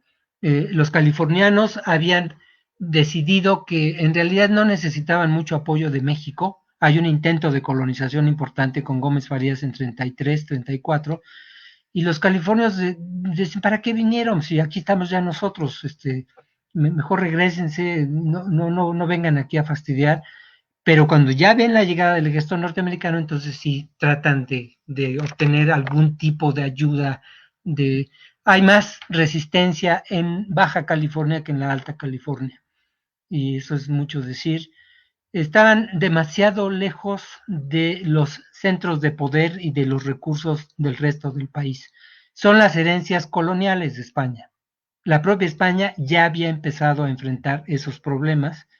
De hecho, cuando se da la discusión en las Cortes de España por el Tratado Adams-Onís de reconocer la pérdida de Florida, se habló ya abiertamente de reconocer también la posible negociación de Texas. La Constitución de Cádiz, que había sido restablecida en 20, prohibía tajantemente a la familia real ceder o tratar el patrimonio territorial como si fuera un patrimonio personal de la familia. Entonces prohibía que se cediera cualquier territorio. Entonces, las discusiones en las cortes y en la prensa, sobre todo, es no prohibamos lo que es imposible, no hay manera de defender esos territorios. Más bien hay que abrir las posibilidades de negociaciones realistas y benéficas para el resto de los intereses. Si estamos hablando de la Florida o de Texas, hagámoslo y entonces lleguemos a un acuerdo y fortalezcamos el resto de las posesiones. Esa es, yo creo, la dinámica en la que debían haberse movido las autoridades mexicanas cuando abrieron la posibilidad de la colonización tejana y se les fue de las manos rapidísimo. Hay una circular de José Joaquín de Herrera cuando estaba tratando de recibir al enviado de Polk en diciembre de 45, en donde dice, miren, seamos realistas, incluso si por algún motivo las tropas mexicanas derrotan a los tejanos y recuperamos Texas desde un punto de vista militar, ¿con qué la vamos a poblar? ¿Quién se va a ir de México a Texas? Ya eso había sucedido con la ley que mencioné brevemente de Alamán en abril de 30, establecía una cuota por cada entidad de la federación para que mandara colonos a Texas, incluso presidiarios, para que tuvieran una presencia en Texas. Nadie quiso hacerlo. Veían a Texas así como ya el fin del mundo, no, yo no me voy a ir allá, aquí, las cosas están aquí, los recursos están aquí, ya que vayan a colonizarlo quien quiera ir. La sociedad norteamericana, por su conformación en las compañías deslindadoras de tierras y de despojo masivo a los aborígenes, están hechos a esa dinámica. Y Texas es una extensión, insisto, de la sociedad esclavista del sur. Ellos sí están dispuestos a combatir a comanches y apaches y a quien sea necesario. Los mexicanos no estaban en esa dinámica. Cuando digo la dimensión demográfica de la cuestión, a eso me refiero. La Nueva España sí había dado capacidad de flexibilidad demográfica en poblados como Hidalgo del Parral en Chihuahua, cuando había plata de por medio, literalmente plata de por medio. Si no había eso, para ir a cultivar la tierra, no, perdón, pues aquí el Bajío está mucho mejor, ¿para qué me voy yo allá al desierto? Que vayan otros. Esa es la diferencia de aprovechamiento de los recursos que determinó quién iba a ocupar esos territorios. Esa es la visión que yo tengo. A partir de la pérdida de Texas se plantearon varias veces la posibilidad de conseguir colonos europeos para colonizar sobre todo California, pero quedaban en meros proyectos, que se pagara incluso la deuda británica, la deuda inglesa que había contratado el gobierno de Guadalupe Victoria, salvaguardando los territorios de la nación. Nunca se cristalizaron. Se habló específicamente de irlandeses, de colonos irlandeses, y eso abre la puerta al batallón de San Patricio. Fue bastante menos espontáneo de lo que a veces se piensa. Se les habían ofrecido tierras y la salvaguarda de la religión y demás, que venían de ser perseguidos por anglosajones protestantes. Por eso es que se pensaba en católicos irlandeses y que efectivamente funcionó en batallón de San Patricio. Perdón, había otra pregunta por ahí. A ver. Gracias, muchas gracias. Mi pregunta es, ¿usted cree que se habría podido conseguir otro acuerdo en caso de reconocer la independencia de Texas? ¿No se habría perdido de cualquier modo ese territorio y con el paso del tiempo esa disputa habría desencadenado un conflicto bélico entre ambos países? Si alguna vez ha hecho ese ejercicio contrafáctico, me gustaría escuchar su opinión. Gracias.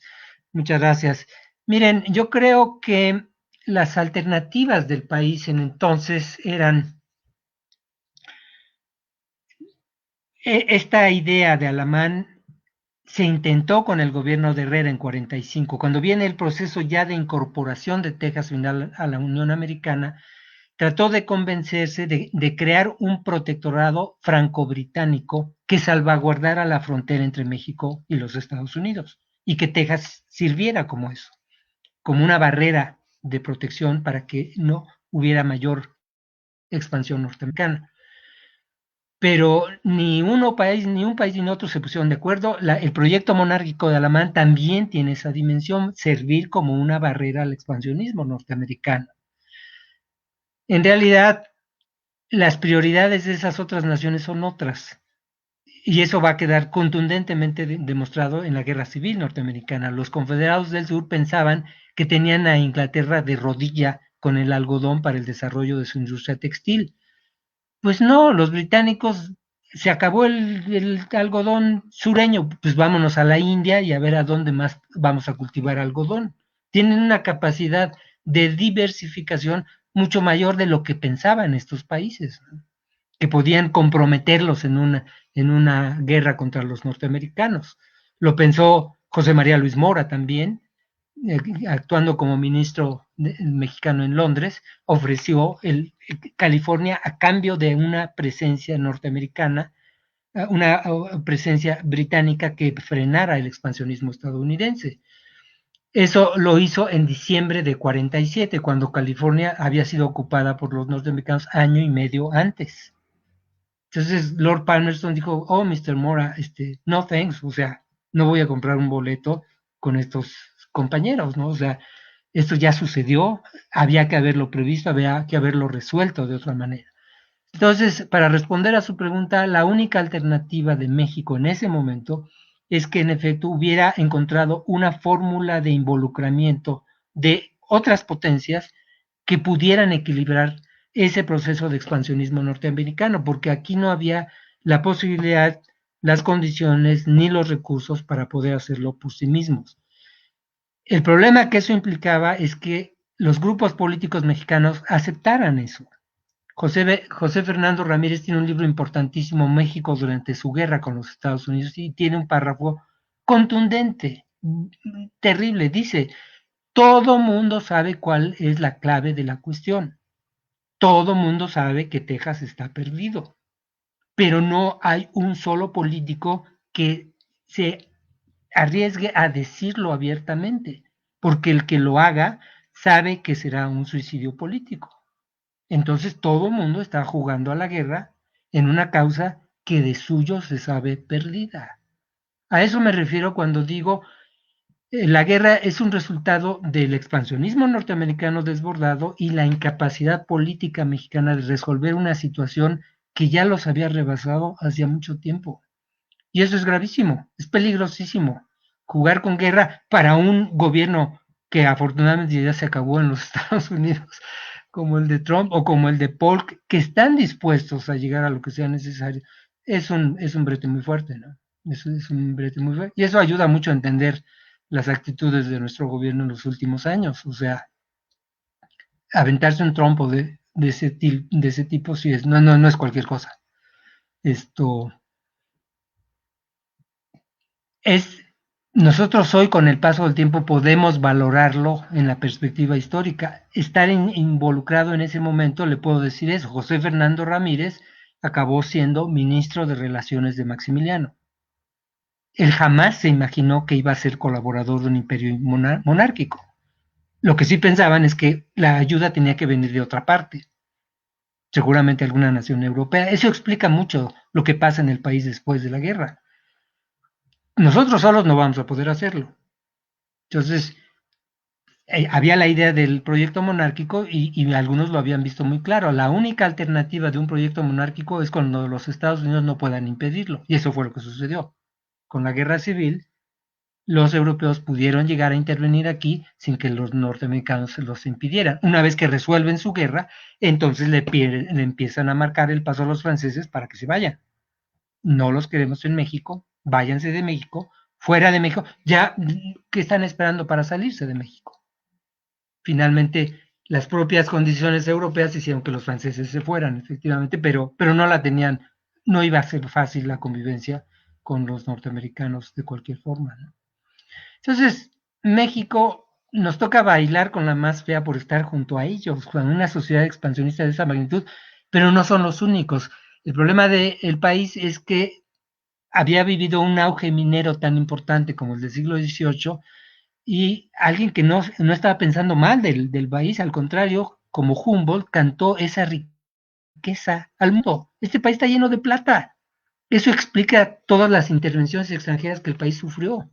Este país vale la pena, porque además están pidiendo un príncipe para que venga a gobernarlos. El plan de Iguala invita a Fernando VII o a cualquier miembro de la casa reinante a que venga a gobernar el país. Entonces hay que hacerlo. La casa reinante era la casa de Borbón, que son los franceses, y siempre se sintieron invitados. Paradójicamente, no vino un rey Borbón, vino uno de la casa de Habsburgo, pero controlado por los franceses. Pues así son las cosas. Así es que sí, México se vio involucrado en toda esta serie de conflictos del mundo atlántico. Y digo, no fuimos los únicos, ¿no? Así como perdimos esos territorios, México se incorporó Chiapas, que nunca había formado parte de la capitanía del virreinato novohispano, era de la capitanía de Guatemala. Se ganan y se pierden territorios en la conformación de las naciones, ¿no? Yo no estoy diciendo si está bien o mal, es que así funcionan las cosas, así son las cosas. Pero sí es un proceso, son años muy complejos. Mientras que los Estados Unidos surgen a la vida independiente con condiciones internacionales muy favorables, las guerras europeas y demás, México llega a la vida independiente cuando ya se resolvieron esos conflictos y el imperialismo británico está todo lo que da y los demás están viendo a ver de qué manera compensan sus pérdidas, ¿no? Y sus posibles ganancias. Entonces sí es una situación muy, muy distinta. Ahí viene la gran disparidad entre una y otra sociedades. A ver, creo que había alguna otra cosa. Tenía futuro el proyecto de Ocampo de llamar al pueblo a las armas para defender al país. ¿Cuál fue la situación jurídica del archipiélago del norte que está frente a la costa californiana? ¿Y qué libro recomienda para entender la guerra de secesión? Bueno, son varias preguntas. El proyecto de Ocampo es muy interesante cómo la élite mexicana prefirió perder lo que hubiera que perder antes de arriesgar una insurrección popular. Creo que eso retrata a la sociedad mexicana.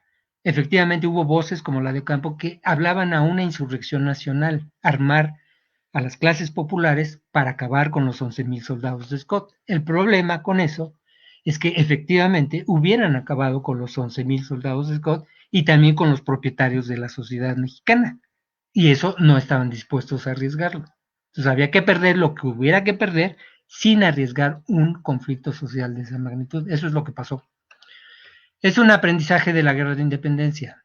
La guerra de independencia, se acuerdan ustedes, se inicia pues, con el conflicto del poder, si van a ser criollos o jachupines, y en cuanto empieza la bola con Hidalgo, se raya en una revolución social por las profundas desigualdades que había en la sociedad. Humboldt lo había dicho, aquí están los más ricos del mundo, varios millonarios que se están cayendo de plata, literalmente hablando, y los que no tienen absolutamente nada. Y si no hay un cambio y una reforma en esto, uno de estos días algo va a pasar. Eso pasó el 16 de septiembre de 1810.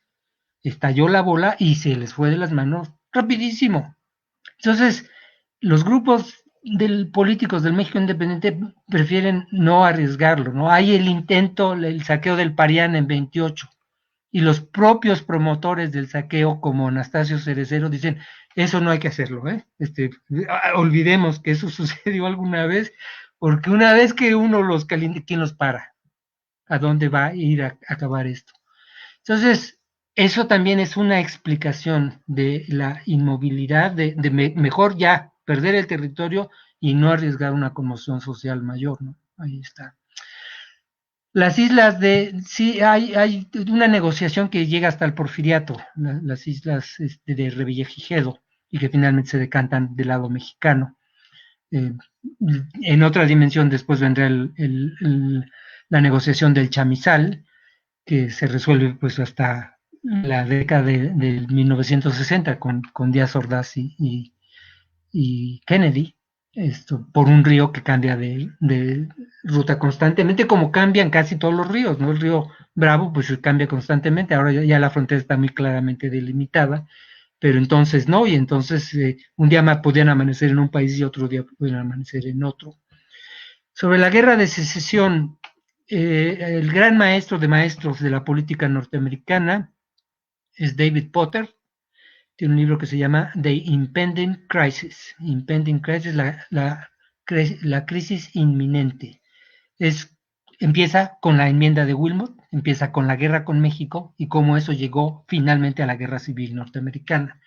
Todas las componendas y los arreglos políticos del compromiso de 50 y demás, y cómo fue insuficiente, hasta la elección de Lincoln, que significa la guerra civil. El gran maestro de la guerra civil es John Catton, tiene varios libros, Catton con doble T, sobre la guerra civil norteamericana. Esto es una guerra devastadora, murieron 600,000 gentes, es una primera guerra moderna, es un aviso de lo que iba a ser la guerra de trincheras de la Primera Guerra Mundial, y hay armamento a gran escala que anuncia también lo que va a ser la Primera Guerra Mundial. Hay acorazados de metal, hay submarinos, hasta globos que bombardean y cañones de gran alcance.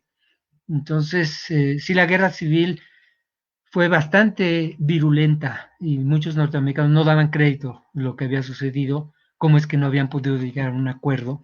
Y finalmente el acuerdo pues fue sacrificando a los afroamericanos. El acuerdo fue mantener la supremacía blanca hasta la década de 1960. Así es como se rehizo la Unión Americana, que en ese momento se veía imposible de poder llevar a cabo. Así fue.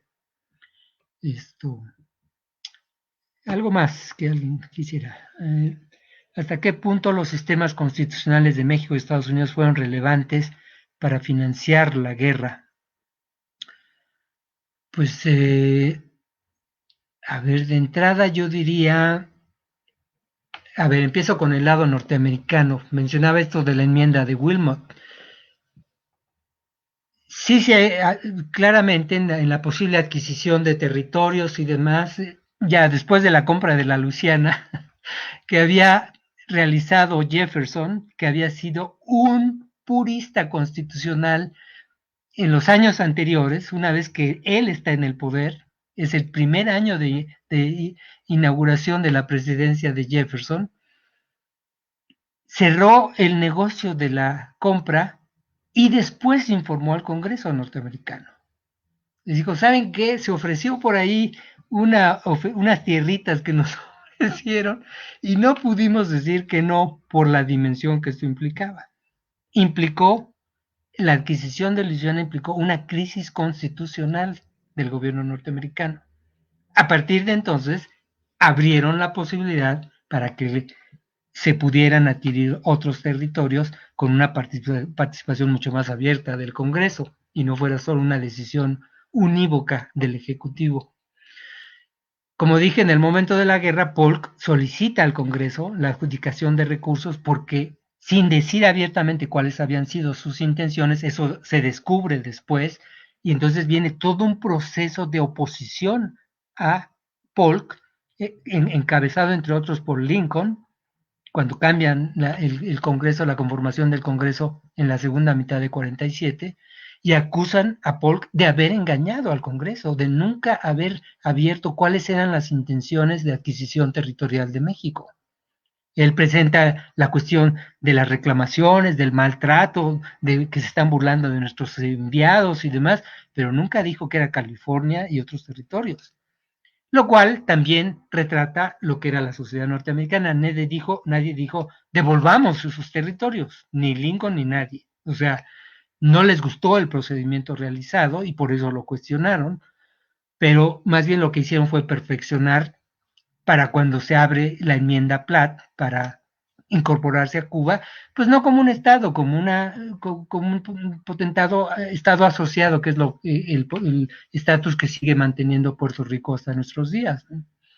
Esto van a adquirir Alaska y van a adquirir Hawái, van a adquirir otras posesiones de territorios, pero ya sin el problema de la esclavitud de por medio, que eso es lo que los tenía bastante complicados, ciertamente. No sé si había alguna otra cosa. En los últimos meses de la guerra tuvo el eco el movimiento anexionista All Mexico en nuestro país. Gracias por su conferencia. Gracias. Efectivamente, los debates del Congreso norteamericano llegó a plantearse la posibilidad de All Mexico. Si ya estaban tomadas los puertos, las aduanas, el gobierno, la capital del país, ¿por qué ya no de una vez todo? Y tiene que ver con la propia división interna de los Estados Unidos. Hay quienes presentan a Trist como el gran salvador de México porque se conformó con esos territorios. Yo no estoy muy convencido de eso, la verdad. La estela de la tumba eh, de Trist, el letrero que marca su epitafio de su tumba, dice Nicholas Trist, quien firmó el Tratado de Guadalupe Hidalgo con México. Y yo digo, si hubiera podido decir, y se llevó también Baja California y Tehuantepec, también lo hubiera hecho. Finalmente no sucedió, pero era una alternativa. No sucede por la situación política de México y la situación política norteamericana. Para entonces, como dije, Polk ya perdió el control del Congreso y lo que ya quiere es terminar el conflicto, ya, que se resuelva con el contenido de las instrucciones originales, que eran Nuevo México y California. Por eso, a regañadientes, aceptó el tratado firmado por Trist, porque Trist se da cuenta, el único tratado que van a firmar los liberales moderados es este. Si no se firma esto, se va a abrir el volado y a ver qué es lo que sucede aquí. Otra guerra civil, una invasión europea, está en el aire la posibilidad de un proyecto monárquico europeo. Una vez que España fracasa, Francia se ofrece como una alternativa. El propio Mora lo ve así. Aguas, ahora la que viene es Francia. Cuando estalla la revolución de 48 en Francia, dice, el monstruo que nos amenazaba ayer, la gran amenaza ha cesado de existir hoy, entonces ya podemos pensar en llevar colonos franceses que lo que quieren es tierra para trabajar y no andar fastidiando al prójimo, ¿no? Entonces sí estaba abierta la alternativa, ciertamente. Algo más que alguien quiera. ¿De qué nacionalidad eran los proveedores de armamentos e insumos de guerra de ambos bandos? Bueno, el gobierno mexicano en realidad no adquirió más armamento en ese momento. Mora trató de hacerlo en sus gestiones allá en Europa, tanto en Francia como en Inglaterra, pero no tuvo mucho éxito porque el país no tenía recursos en realidad. Entonces, el armamento del ejército mexicano, pues era lo que había sobrado de las campañas napoleónicas. Era bastante atrasado comparado con lo que traen los norteamericanos. Para entonces, en Estados Unidos ya se había desarrollado el rifle de repetición, pero no lo sabían usar. Y entonces, el libro de William McCaffrey, Army of Manifest Destiny, señala puntualmente cómo los oficiales norteamericanos prefirieron no arriesgar trayendo armamento tan novedoso que pudiera resultar contraproducente. Entonces trajeron lo que usaban entonces los norteamericanos, que pues eran también rifles de otro tipo, no de repetición, pero tenían armamento. Esa es la diferencia. Esa es la diferencia. Cuando sucede la situación de Churubusco, cuando dice Pedro María Naya, si tuviéramos parque no estaría usted aquí, sí había parque en Churubusco, pero no correspondía al calibre de los rifles. Eso está sucediendo prácticamente en la capital del país. Eso no le sucede al ejército norteamericano, que está a 2000 millas de sus líneas de abastecimiento. Eso retrata fehacientemente a las dos sociedades, cuál era cuál y quién estaba en posibilidad de ganar la guerra. El armamento, otros tipos de armamento, como los cañones de la artillería volante de Taylor, eran cañones muy pequeños que eran muy fácilmente movilizables y tenían todo tipo de metralla, además de balas o bombas que podían disparar. Los cañones del ejército mexicano eran bastante más pesados y algunos, aunque eran de gran alcance, pues no se comparaban con los norteamericanos, ¿no? Esa es una diferencia sustancial, ciertamente. Lo dicen los propios soldados norteamericanos, ¿no? No es una falta de valor de los soldados de México, se baten como cualquier otro. Cuando empiezan los balazos, los que salen corriendo son sus oficiales, son los que los dejan en el campo de batalla y los dejan a su suerte. El ejército mexicano estaba hecho de las componendas políticas del México independiente, que se resolvían con 2 o 3 balazos y todo el mundo obtenía ascensos y eran generales de brigada y todo lo demás. De eso estaba lleno el ejército mexicano. El ejército estadounidense, como ya mostré las imágenes, estaba hecho con generales de carrera que se habían formado en West Point, muchos de ellos, Grant, desde luego Lee, que demostraron lo que habían aprendido en las 2 guerras contra Inglaterra. Las guerras que habían desarrollado los colonos norteamericanos contra los franceses, contra los grupos indígenas, muy señaladamente los de Florida, y 2 veces enfrentar a Inglaterra, pues sí les había dado cancha, ¿no? Ciertamente, sabían de lo que se trataba. Entonces, esa fue una gran diferencia, creo que sí.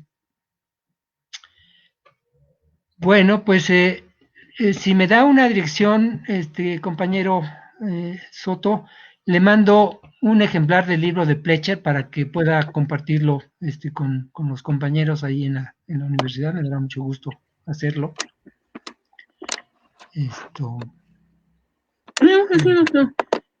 Debido a que ya van a ser casi las 8 de la noche, es rápido. Vamos a ver. Me voy a hacer muchísimas preguntas. No solamente vamos a dar paso a una pregunta más. Muy bien. Ya estoy tarde. Y debido a que también hay muchísimas más. De veras. Bueno, pues si me manda un correo, ahí se las voy respondiendo. Como, digo, ya había pensado mandarles una bibliografía de la guerra con mucho gusto, sin problema. Y por eso pensé en el libro de Pletcher, les puedo mandar ese ejemplar, y mantengamos comunicación, porque sí le he dedicado algún tiempo al estudio de la guerra. Y se sigue trabajando, como digo, la verdad, se siguen abriendo nuevas betas de estudio y posibilidades. Así es que es algo que vale la pena hacer, creo que sí. Muy bien. Igual, en cuanto el doctor me mande la bibliografía, yo me voy a subir a la página de las jornadas para quienes, hay al grupo también de Facebook, para quienes desean investigar más sobre el tema, la puedan descargar sin ningún problema. Y mientras tanto, le voy a mandar la última pregunta. Bueno, no es esa la última, pero más bien es la última de la noche. Muy bien, la última. Igual mañana Y nos vamos. hablaremos sobre el tratado, no, mañana no, pasado mañana viernes, hablaremos sobre el tratado de Guadalupe Hidalgo, porque creo que hay unas preguntitas por ahí. Guadalupe y Tapán igual a las 6, entonces para que estén al pendiente. Entonces, vamos a la última pregunta. Sí. En el archivo histórico de la Sedena vi un expediente que indicaba que se estaba realizando una investigación contra el gobernador de Zacatecas porque aparentemente se había trasladado a Saltillo para pactar con Taylor. Adicionalmente, antes de la investigación, un contingente de soldados se trasladó de Saltillo a Mazapil, ocupándolo durante algún tiempo. ¿Podría contarnos algo sobre estos casos? Gracias, muchas gracias. Mire, yo no sé de estas situaciones específicas. Lo que sí le puedo comentar es que en plena guerra, sobre todo con el restablecimiento de la Constitución de 24, hay una disputa entre Zacatecas y Aguascalientes.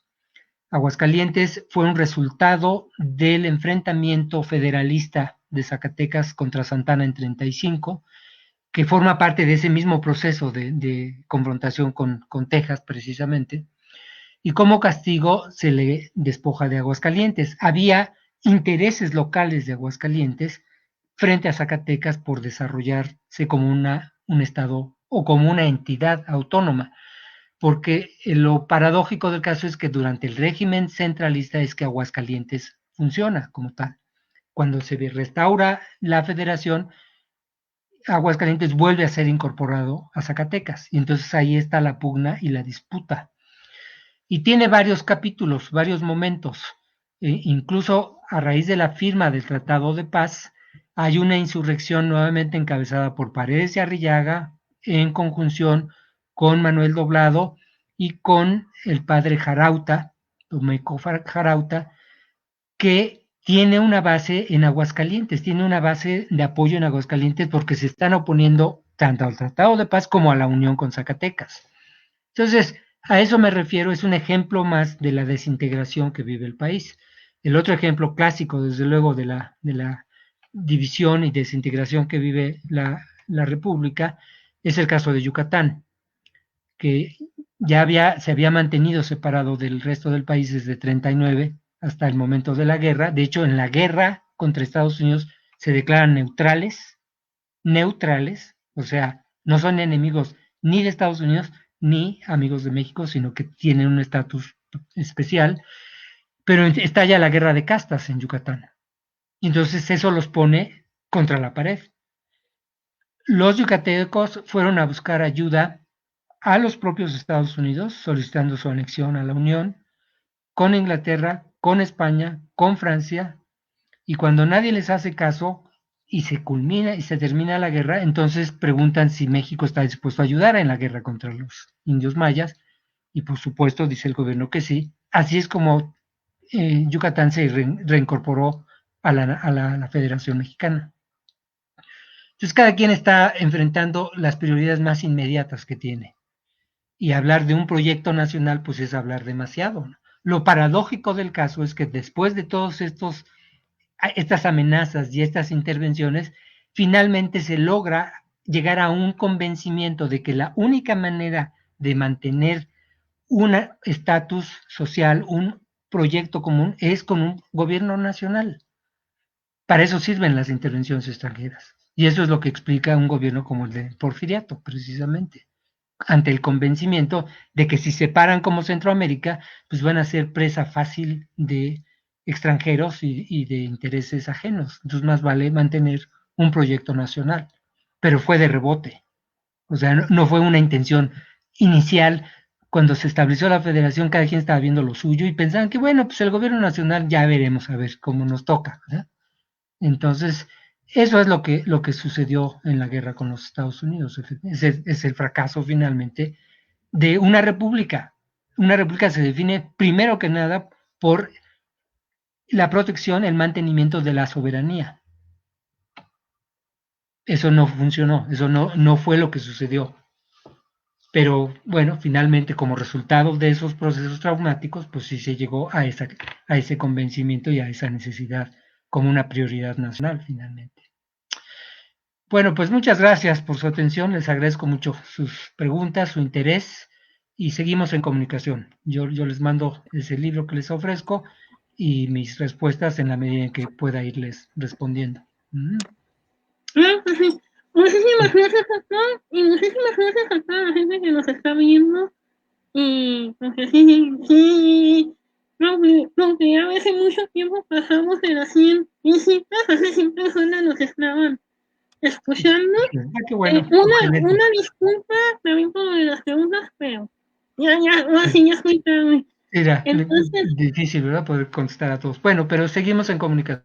creo que sí, y Cuídense mañana, mucho. y mañana les invitamos a pasado mañana, invitamos a la conferencia de la doctora Erika Pani, sobre el Tratado Guadalupe Hidalgo, y mañana, en el programa que tenemos en los podcast, vamos a tener una plática sobre la radicalización del liberalismo con el doctor Paul Gaudio de la Universidad de Leeds. Entonces, muchísimas gracias a todos, muchísimas gracias nuevamente. Hasta luego.